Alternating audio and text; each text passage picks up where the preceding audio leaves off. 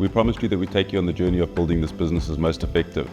Watch this podcast episode. Ciaran and I unpack behind the scenes, what it's like to work in a partnership, how much it takes to scale a business, all the effort and the challenges. This is applicable to any business person, any partnership. What you think is going to take you there, you probably need a little bit more. Enjoy the show. If you have to sit and do a strat session before we built the business, and then we look at it now, one thing I realized is I underestimate the amount of time and effort that goes into things. No, I agree. You think, you can conceptualize and go like, oh, this needs to be done, that needs to be done, that needs to be done. Like the website, social media, we need to shoot some content to facilitate the website, but it's just a banner and it's just this. And then you get into it and you're like, now I've got to look at email automations, CRMs. We're having SMTP problems because the servers are like being all weird. Now we need to figure out how do you do that because we've never done it. And it's those things I think people don't see.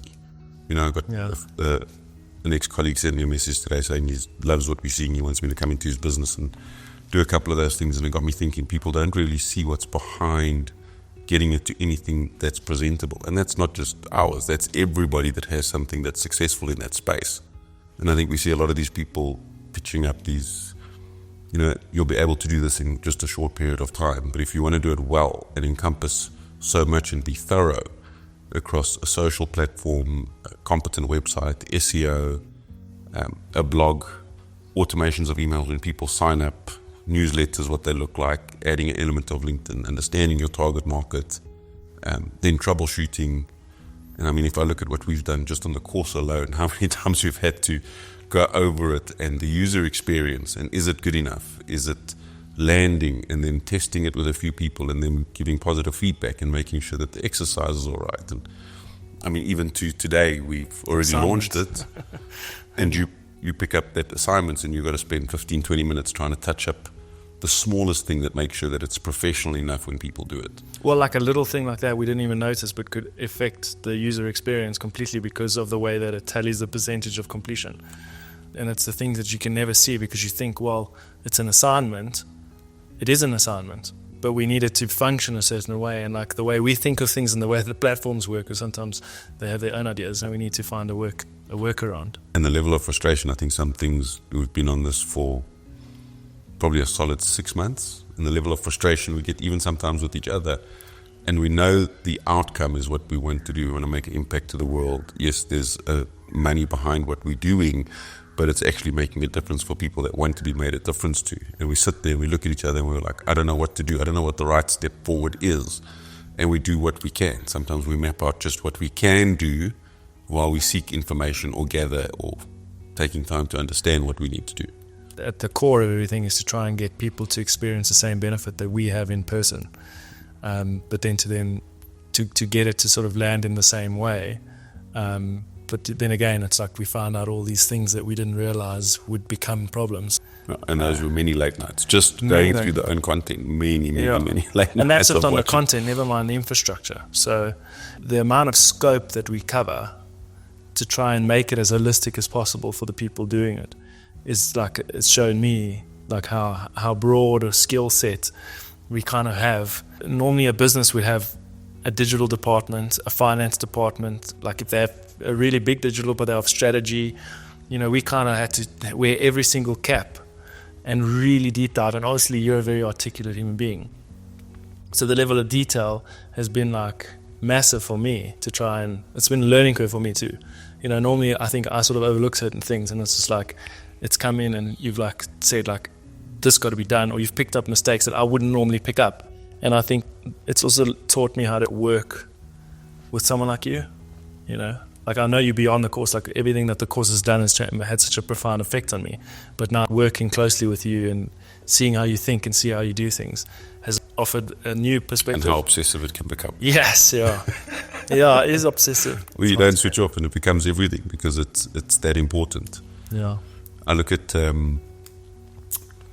when we tried to decide to film it, we had to film the course twice just to get editable bits and making sure that it landed correctly, that we were happy. And I think a large part that you gave me from it was it's never going to be absolutely perfect. We can get as perfect as possible, but the only people knowing what's missing is us. Yeah. right? So even if I look at something and it's 99% good, I always look for that 1%. And sometimes not obsessing about that 1% has been hard for me to learn. Yeah. Because across many areas of my life, I take a lot of pride in the work that's done that people don't see. So they might see a polished course, or they might see something I do in the tech business or in the aligner business. But all the work getting up to the finished product, I take so much pride in. And that's a personal thing, because people don't see it. And that I've always found a secret source of just being proud of the work I do, regardless of what other people see, and at my highest standard, and if I can improve it.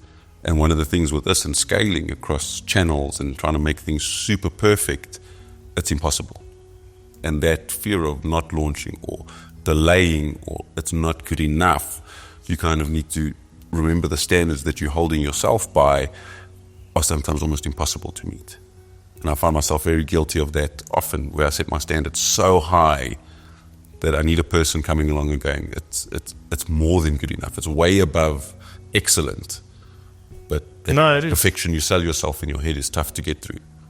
I know you've always said you're very critical of yourself, but to experience it, and I think the big thing that I noticed was you're very hesitant to put yourself out there because you are so articulate about, or you're so cautious about how you present yourself. You don't want the notoriety that comes with being these thought leaders in this type of space and having that skill.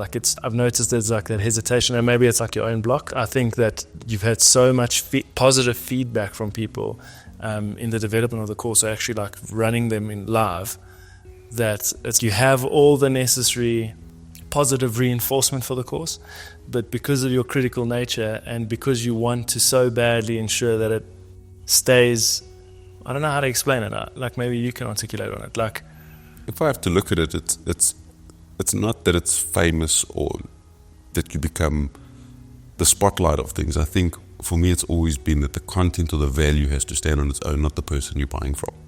But I think that humility is what makes you so good. Because I see a lot of things, a lot of branding and marketing people buy because of the associated brand or what it is. And yes, it can deliver quality, but sometimes people put out things because they have to sell it. Sure. Right? It's all they have to sell, so they'll market it, they'll package it well, they'll put it together. I'm very cautious of that, because through my life, buying a lot of things, only after you've purchased it do you realize it's not actually worth what you thought it was. Yeah. So I don't want to put my brand behind or people buying because it's my name. I want the content or whatever it is, the product that you're putting out there to be so good that that's the product. The product is that the content is so good, the value that it adds. Yeah.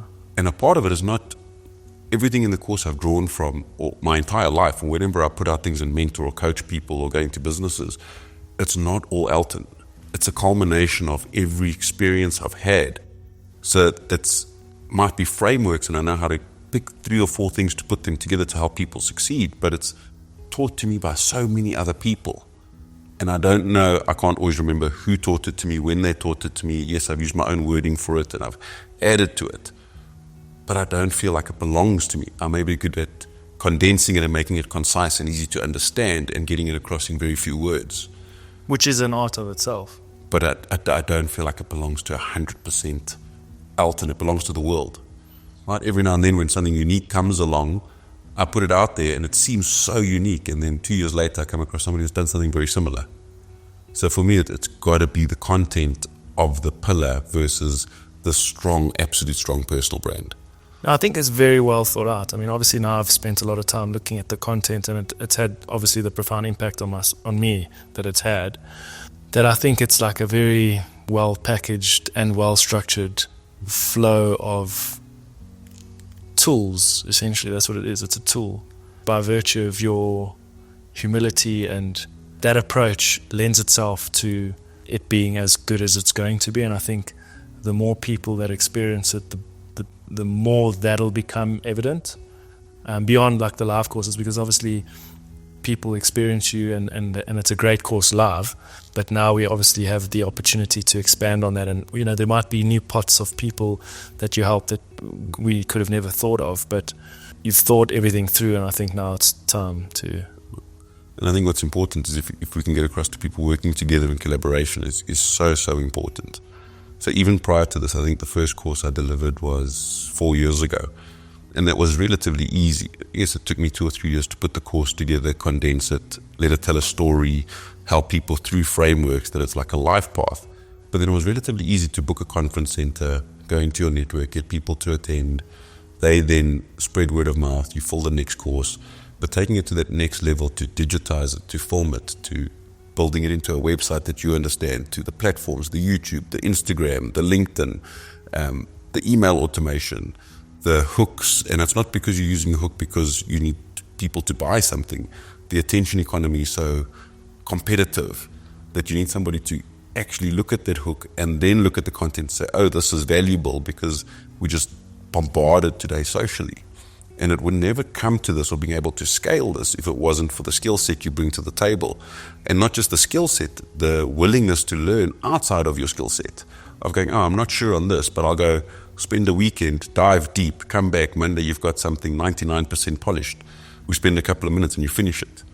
That collaboration, I don't think this course gets to where, I can't say I don't think, I know it would have never got into this digital scale if it wasn't for my partnership with you in taking this. Yeah, sure. And you going, I'm going to film it, I'll build the website, I'll find a platform. Yeah. That is invaluable because a lot of people think they need to do it alone. And even when I was building it, other businesses I've built, you've had teams that you delegate to. This one, because it's so personal, and when I say small, it's small because it's one course. Yes, it packs a lot, but it's relatively small. But you don't realize the scale that you can take something to international markets, different languages, people you can help through the digital avenues that are available now. And that skill set that you bring, that collaboration, is so important because otherwise we wouldn't be sitting here today. You know what's funny is I never thought I'd be a generalist. I always knew the saying, jack of all trades, master of none. My dad actually said to me when I was younger, because I couldn't find a job after coming out of university other than like cities, sort of menial jobs. And he said to me, my boy, if you ever want to ensure that you have a job, just make yourself useful and learn more than the person next to you. And I just applied myself to that, and it actually ended up becoming essentially like now. Like I have such a broad set of skills, but I wouldn't say that I'm incredible at any one of them. But I think in today's world where you're required to know so much about so many things, I think I have a proficient level of skills to get myself by. Also, if you look at the framework of this type of business and the way that we work, I think it's like perfectly suited for it. So for me, it's been a constant filling of my cup because I get to challenge myself, I get to expand on my skill sets, and I get to integrate across so many of them, but also in such a positive environment. And obviously the course was so impactful to me in my personal life that now that being intertwined with work and play, I'm in the perfect situation. So I don't feel like it's work. Saying that, how did you go from us meeting, becoming friends, you attending the course to where we are today? I'd love to hear. We've never actually spoken about it. We kind of just like met you, saw the space you were in, said, I think this course will help you. You came, attended the course. And even the tea thing. Yeah? You thought the course was probably another motivational, sales, what have you. You're like, I've been to a lot of these, and then to the point we sit today. Just curious to hear actually from. Yeah, so we met at a lunch. The funniest thing is that actually I met Clouds before actually meeting you guys, and it was something that I had to learn to let go of further down the road because I had walked into the venue that we were having lunch at, and I had my head down, and the door opened, and I pride myself on being like a gentleman, that I'll let a lady through the door first, and I didn't notice her, and I made the mistake of doing it. But I'd stepped in the door and then realized, I went, oh shit! I put it under a spotlight and made it so much worse. And then I met you guys, and I was like, oh god, now I'm at the table, and this chick is probably has the worst first impression of me. And it ended up being such a great lunch that immediately I think we hit it off the bat because we're very introspective, and I could immediately see that you have a lot of experience and we're very similar in a lot of ways. And I was like, shit, I can learn a lot from you. And also you're not agreeable and you're not disagreeable. You evaluate everything and try to give a very objective view on things. And I appreciated that. And also you live a very alternative life, but in a very holistic way. Because you still have good values and good morals, and you're centered. And I thought, shit, I can learn a lot from this guy. And we, funny enough, spoke briefly about insecurity. And at that point, obviously, I was going through a divorce, and you kind of get laid out to dry. So like everything, all your insecurities, all your problems, everything sort of caves in. And I don't know why I said it, but I told you like, my teeth were an insecurity, like the superficial things. Not knowing that you have a network of like dentists as part of your core business. And I didn't think anything of it. I didn't expect anything. And I think you knew that. And then from there, I think randomly, because I had that event, the FRM or whatever, and you came on board because of Yaku. And the next thing you said, my boy, if you want, your name's on the list. I was always in the back. I've been in the background of a lot of businesses and stuff, and I don't really ever take spotlight. But for me, it was so profound that we had met and had this conversation, and you actually listened, and then offering me that, it wasn't necessarily the product that you were giving me, but the effect that it would have on my life, and it became that. It literally has become one of the coolest things it's ever. You've seen my physical transformation since then or whatever, but emotionally, it was sort of the first step. And then I think we were at a get together, and you offered me a ticket to come and do the course, and I respected you at that point. I had a very bad feeling about when people offer you tickets to these events, because it's like, what are they going to sell me? But I knew that, like, no, if this guy's offering it to me, and I saw that you had a fairly high ticket price, I was like, no, there's something to this. I've got to like show this guy respect. And I remember falling asleep in class at school and at varsity. Like, I always just like got by because I hated class. But like that course, from the minute it started to the minute it ended, I was zoned in on every piece of information. And what made it so good was that I was at a point in my life where I didn't realize that was the information that I was going to need, but it resonated with me in such a way that as the course was progressing, I was living my movie through the information presented to me, and it helped me organize myself to a point that I could leave the course and have the tool set necessary for me to like look back at my life and go, this is how I am. These are the problems that I'm experiencing, and this is the environment that I'm in, and I need to be accountable to making it the way that I want, because I obviously was in a bad place and I wanted to be in a good place. And I also noticed how it didn't just translate into me looking at myself from a personal standpoint, but it also helped me in my business life, because a lot changed in absolutely every sphere. If I look at myself here sitting with you, and the person you're sitting next to is not the same person you met. Like, I'm very much the same in terms of my personality. Your character. My character is the same, and I'm very consistent that way, and I try to be as consistent as possible because it's one of my core values. And you're talking about core values, and I thought long and hard about that too. But I literally was able to take the tools presented, and I've never looked back. Like, it's literally been the most impactful session I've ever done in my life. What's weird is a lot of people come to the course expecting it or thinking it's a success course on how to be successful. And during the course, they fix a lot of things that are currently wrong or that they carried, and then they can move forward.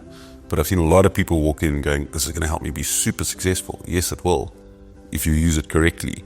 But it fixes a lot of current challenges and conditioning that we carry.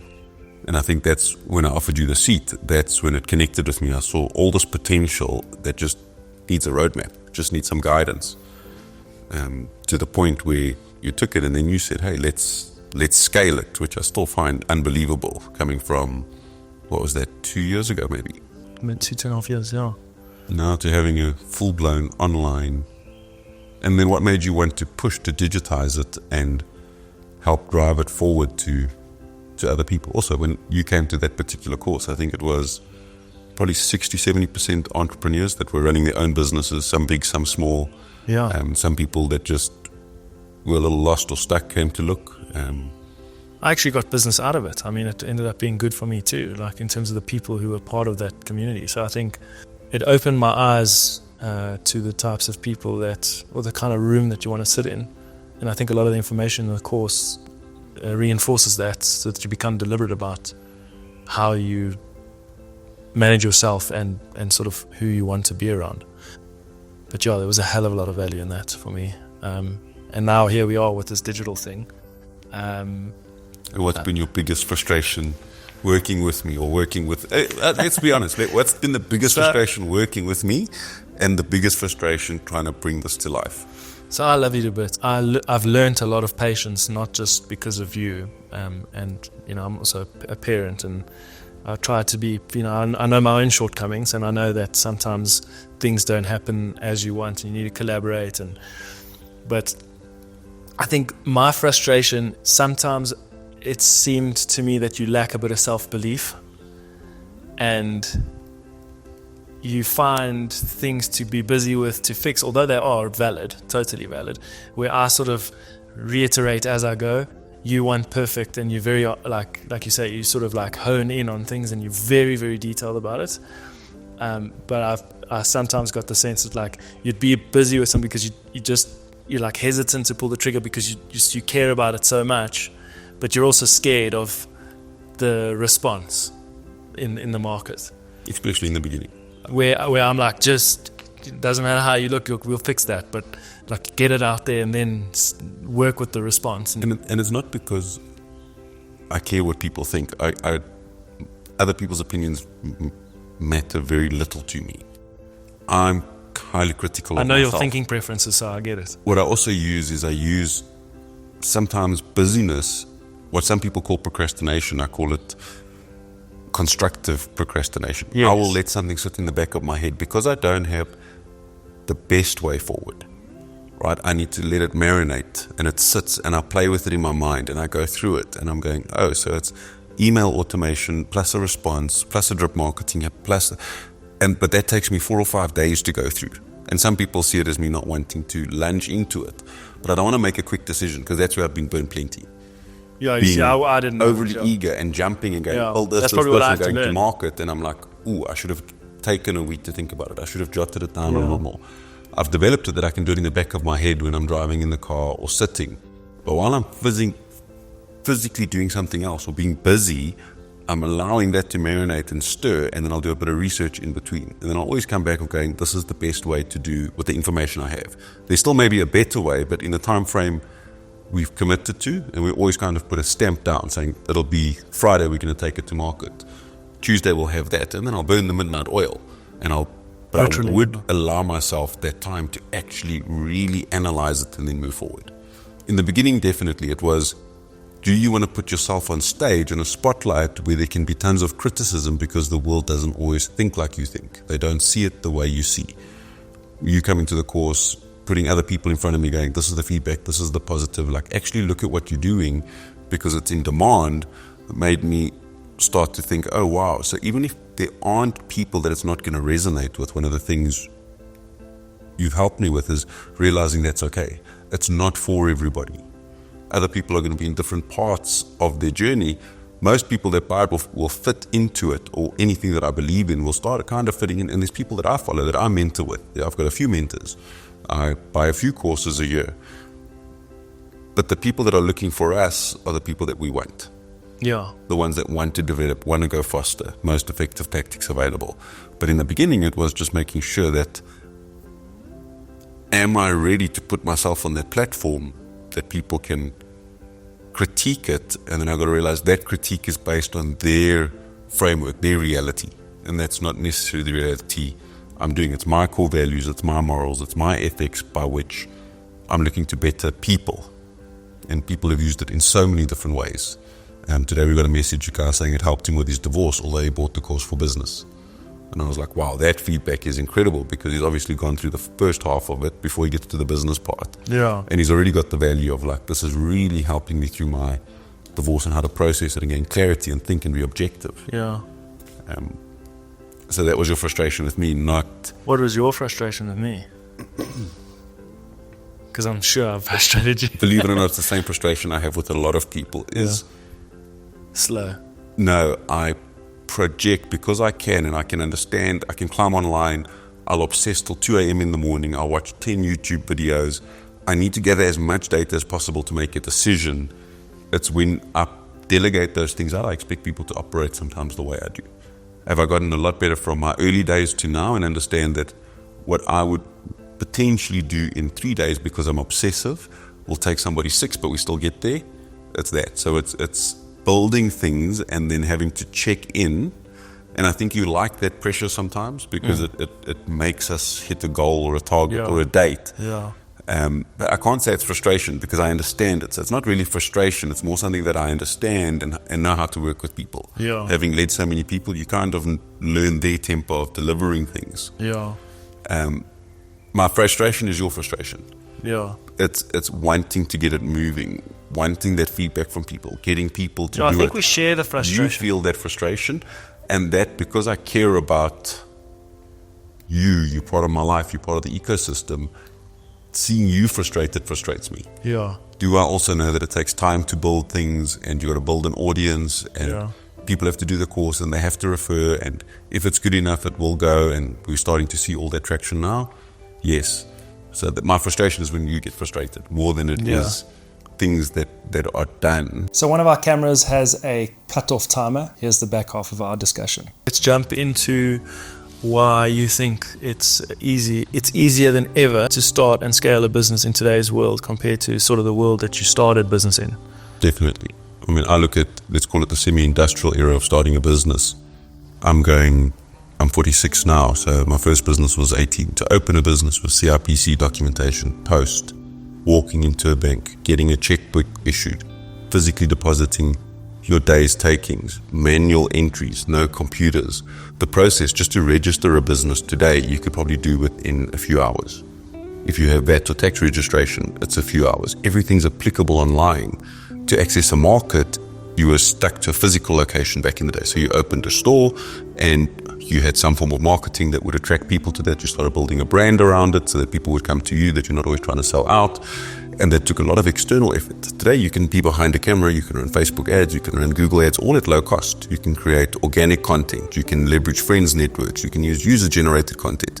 Back in the day of creating a business in the old way, in the industrial era, just even modern day logistics, now you have digital products. There were no digital products back then. You couldn't create a course, you couldn't create a service and sell it digitally, software as a service. But also, so like one of the differences is that back in the day it required a lot more operational, like physical operational input to make something happen, and things were a bit slower, which in some ways was great because of the struggles that people have today with being bombarded with information and overload and burnout and all these kinds of things. But don't you think that today requires such a broad level of soft skills in comparison to that it has its own challenges and therefore isn't necessarily easier?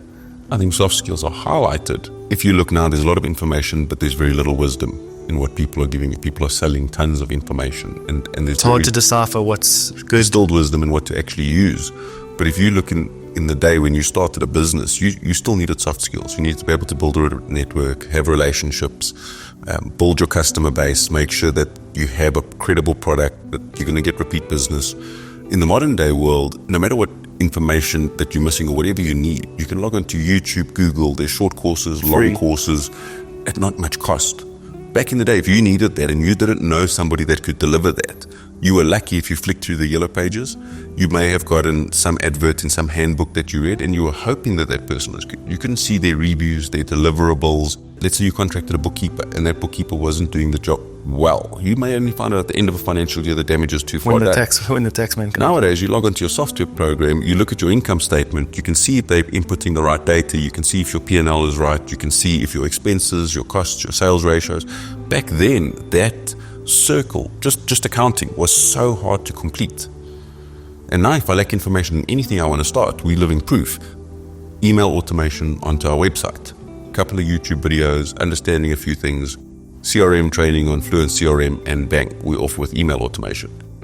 These things are so much easier to bring to life. The perception, but also if you know what to do, we've had to figure out all these nuances in having had to build it, that, you know, we obviously apply ourselves to it, and we have we're quite perceptive in terms of trying to solve these problems, so we'll dig for a solution. But the average person still has to have enough time to develop the skills to be able to say, okay, I'm trying to build a business. You know, if I just think of my dad as an example, he just doesn't understand the technology and hasn't grown up with it. So although it's available to him to start ads and all that, he just isn't proficient in understanding the back end of a Facebook ads manager and understanding the strategic oversight that has to happen for you to be able to test data to understand what works and what doesn't. But nowadays you can contract that. You can log onto a web page, you can find 10 people, you can put it out to tender to 3, see what they get back, pilot with 1 or 2, put a little bit of money behind something. Back in that day, if you couldn't afford to be in a newspaper ad, you were not getting streets, you weren't cold calling, you couldn't afford a personal salary to knock on door to door. It was so prohibitive. And if your dad really wanted to, it comes down to want, is he could log on 1 weekend later, he'd understand Facebook, how to run ads, what the ads are for, how to A/B test, how to do a target market, how to do a lookalike audience, what platform these markets predominantly on, some of the stuff we give in the course. You create that skill gap. This is where I want to be. This is the skills those people have. How do I understand what I need? Write those skills down, study them over whatever that period of time is, 1 day, 2 days, 2 years, however long it takes. There's a skill gap of where you want. The course gives you some of that framework. People just forget to look at what they need and then start building backwards. They always just take with what I have, what can I do, not what do I need to become. And a lot of businesses like that. Sure. So business today for me is so much easier to start, to test, to fail quick, and to rebuild. Back in the day, you sink tons of capital, time, energy, shop build-outs, sales teams, sales forces, knocking on doors. The cost was so heavy to try and get to people that might even want to buy your product, let alone to convince them to buy your product. And then if you had a decent product, hopefully they had the money to buy.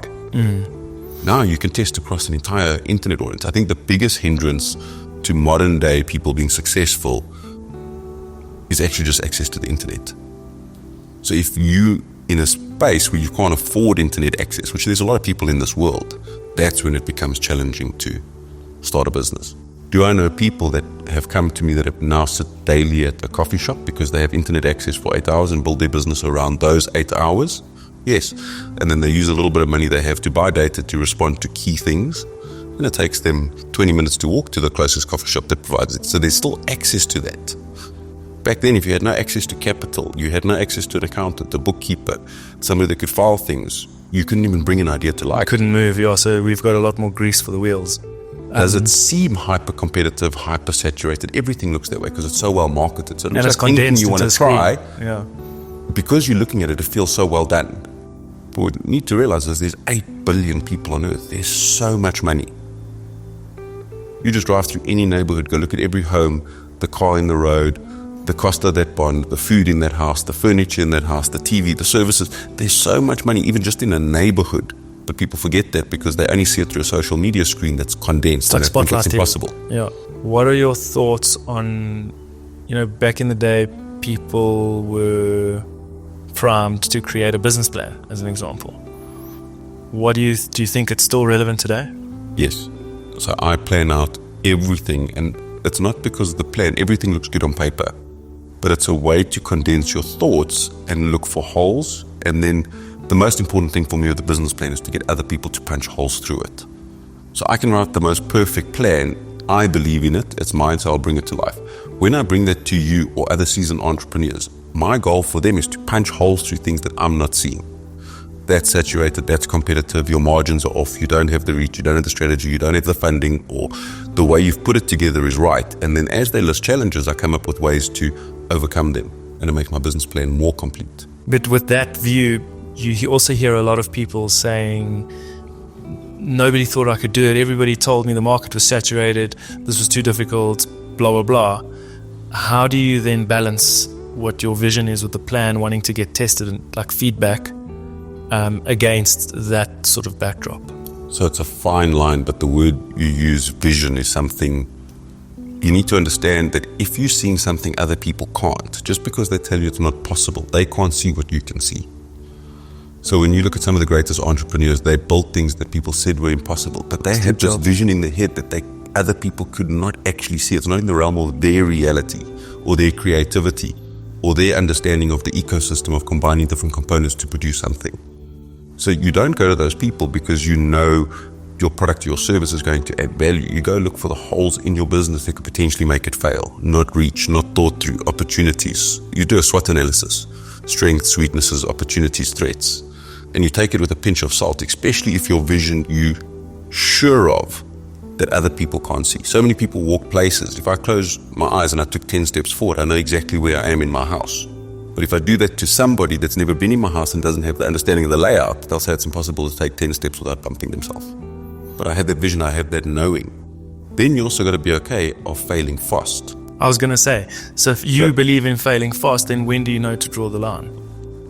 When you can feel that you don't have the dedication to see this all the way through. If you still have the dedication and the vision is there and you're getting even remote indicators of growth, growth's not always a number. I was a part of a tech business where my partner came and he put down a number for the end of the year. And I said, I think this business is too mature 3 years later to put down such a big number. He said, what is then the measurement? I said, the measurement is bring me 20 executive relationships by the end of this year. So don't focus on selling because that changes the way in which you behave. You're constantly trying to push a product, push a technology, push that forward. I said, if we build 20 relationships and those relationships understand the value that we bring, some of the technology we sold the following year was technology we didn't even offer.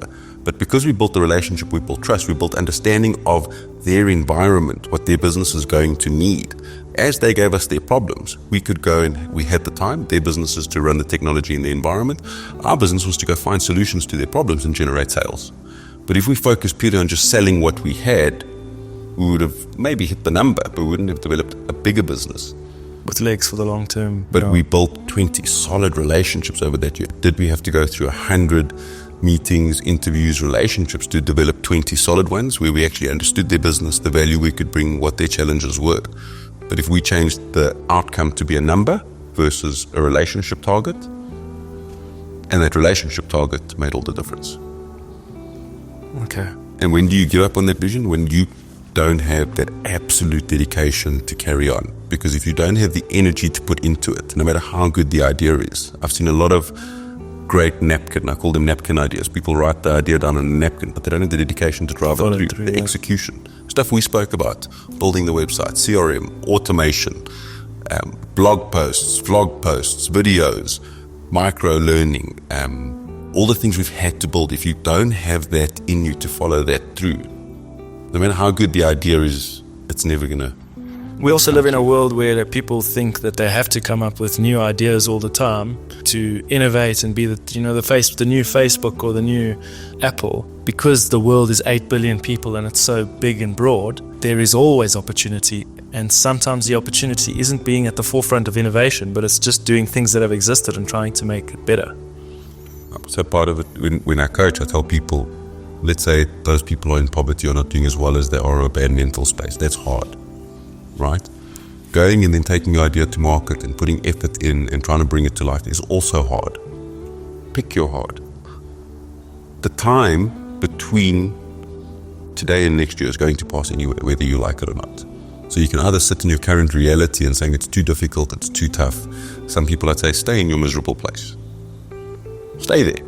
Some people thrive on that. But a year later, that time is going to pass and you could have either used that year to try and bring it to life, fail, take action.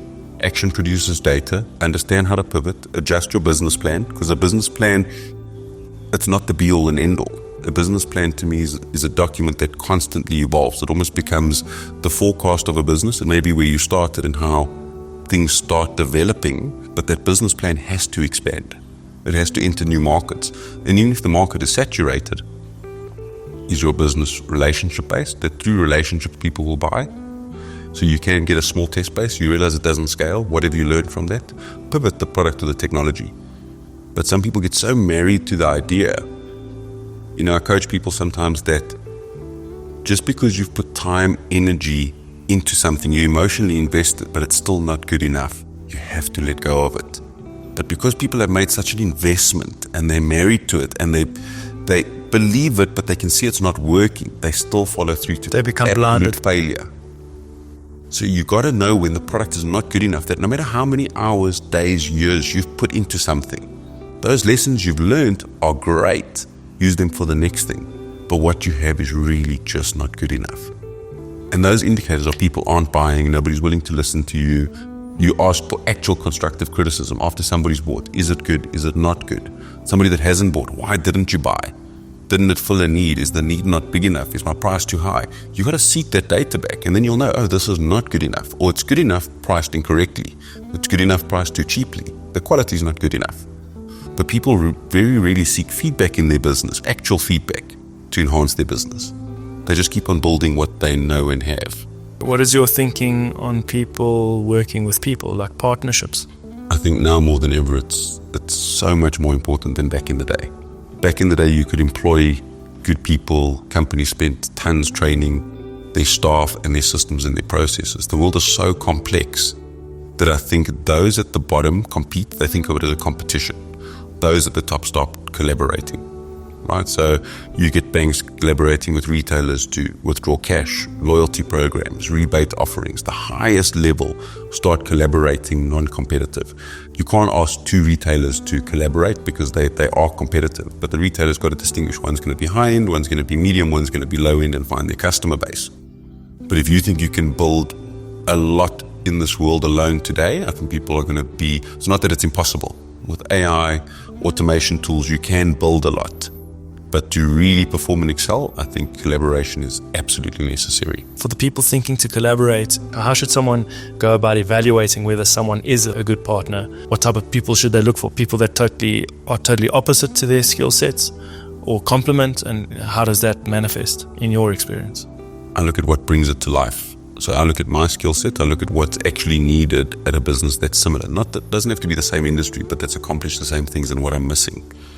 Then every business partnerships, there's always bumpy patches.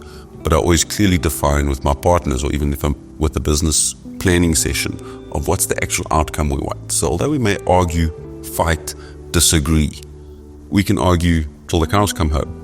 Is that argument in relation to getting to the outcome we're looking for? Are we looking for the best possible solution to that? And sometimes it takes a little bit of experience, but you clearly have to understand what you bring to the table and what you want that other person to bring to the table, and you have to articulate that. I see a lot of people going in because they get on together well, but they bring the same skill set to the table. And then both skill sets are reasonably good, but they both want to be the best, but you're doubling down on the same thing.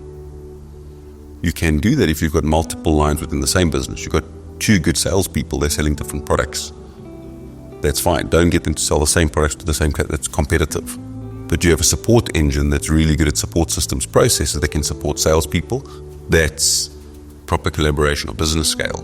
In the brain profile, you bring somebody that's creative and logical and analytical, and they can bring the idea and the logic and the meaning behind it, and you get the process people that are able to fulfill it, and the emotional people that understand that connection. Those people are going to argue because they see the world differently. But it takes honesty in those relationships, especially in the early days, of saying, this is really who I am. Because I see a lot of people sabotage themselves by putting forward something they're not. And you're always going to get caught out, be it 1 day, 3 days, 6 months, that the real you's going to come forward. Like a marriage. And what you've sold is not going to help your cause. And when you realize that you've got to be as authentic and really show what your true skill sets are, even if they're lacking, because the skill set you can improve. Attitude and ambition you can't. A skill set I can always pivot and change. Where do the wheels usually fall off? Sure, it's hard to pick a place. It can be as simple as people are in different stages of life. One's getting married and one needs time off. The business is underperforming. It's generally where wheels start falling off. Things start fracturing and stressing that the business is not making enough money. It's not supporting enough, or one person thinks they're putting in more work than the other. Those are probably 3 of the scenarios that I see. Yeah, I can relate to that, especially for new entrepreneurs. One of the things that I have become very aware of is that a lot of people lack the understanding of the actual the fundamental framework of a legal entity, where they don't know the difference between a shareholder and a director. And although they can be interchangeable, because when you start a business with a partner, you're generally both, that they can fundamentally be different, wear different hats. And as a business grows, if there's not communicated or detailed structure, in my experience, that's where the wheels fall off, because when the business gets to a point where someone isn't pulling their weight, but there's no defined role, that none of that was spoken to in the beginning because everybody covered all the hats.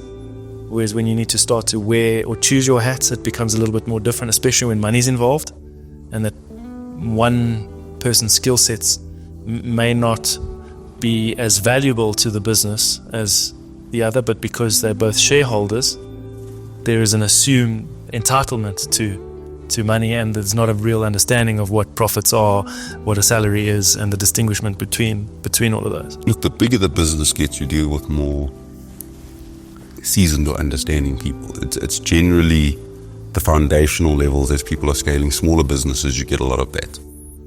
You know, I've helped one or two people in that space. I generally sit at the higher space, but what I always tell people is get a third party involved. You can't fix this disparity between the two of you, because you think I may not be working hard because you only see me productive 3 hours in the office, but you don't see I'm stressing at night, I'm thinking through the problem, but your version of it is only the 3 hours you see, right? And your version of hard work is working for 12 hours physically. Mine might be 3 hours physically, 8 hours mentally. Right? They both take a stress and toll. If you really can't get to a solution between two people, you have to involve a third party that can be objective. And it's the only way. I've had two partners, and then they didn't get along, but both of them didn't understand the difference. And then as you an call example, a third party. You call an objective you get person. an independent, okay. Right? And then that independent person goes, if you're getting a good enough consultant, and says, what's the actual outcome you're looking for here? Oh no, the actual outcome I'm looking for is a business that's profitable, that can sustain these things, and I don't think this person is doing enough, and that person understands. Then you buy that person out and you employ the skill set. Right? And that's why there's contracts. Contracts are written for divorce, not for marriage, the marriage. Right? So you have first buyout options. But most people try to settle it in the boardroom amongst themselves, and it's never going to work, because that veil, that perceived perception always sits there. When a third party comes in and they're objective. And there is an emotional attachment also. But you list the outcome first. Guys, what's the outcome? I want to carry on the business. I want to be profitable. I want to scale it. The next person says, I want it to be a lifestyle. I need some time off. I'm getting married. These are the things happening in my life. That person can say, okay, so you need to take less money because you're not as involved. You'll still get a dividend. You'll still get a share. You've got to come back. And the reason you need to take less is while you're taking that back seat and the business becomes a lifestyle for you, the next person wants to grow it. So I need to resource it. You're going to have a friend. I need to resource it, and I need to take whatever salary we were paying you and allocate it to a person that when you come back, the business has grown. Or if it's always going to be a lifestyle, I need to buy you out and start another lifestyle business. I think for me, the thing has been a little bit more, I've been a bit more hesitant to get involved with people. But I think the thing between you and I is that I understand that you understand it. It's a little bit easier. I think we're a little bit more direct about things, and I don't feel like I have to guard myself around that conversation, because we both want the same thing. And it's not that we disagree every now and then. We argue, which is normal, certain things, but we understand the outcome. Yeah, exactly. And it's always driven towards it. And it's never taken personally. Yeah. We're trying different ways to get to the same result. Yeah, exactly. I think that was just something I thought could help people, that there's a lot of people on the lower end of the spectrum than they are successful. Because, 90% of businesses fail in 3 years or something. And I think it's unfortunate because people get burnt maybe just once, they don't try again. The understanding that if something's going to change my life and it takes me 100 tries, I will try 100 times, because I know it just needs to work once. So they'll get burnt in one relationship. They'll say, I'll never go into business with partnerships. I'll never try this again. And then they stay where they are, but always this dream and this ambition and this desire. But because they got slightly hurt, they never venture again. So what happens if you get hurt 2, 3, 4, 5, 6 times? Similarly in relationships, until you find a person you marry and live your life and get old with. Isn't like Colonel Sanders only started KFC at like 65 or something, and Thomas Edison only got the light bulb to work on 1,001th time. Exactly, but people get burnt and then they shy away from trying a few more times. But that one try changes your whole life. What else could we talk about? I think that's... Okay, so I think we can pause that one. Sure. There's a shitload there. That's a cool one. I dig that one. If you made it to the end, thank you for watching. We hope that you found it useful and interesting in some way. This was our first discussion ever, and we look forward to doing more, which we have in store for you, and we'll try and get new and amazing guests if we can. If you did like this video and you'd like to see more, we'd appreciate it if you'd like and subscribe, and we look forward to seeing you in future.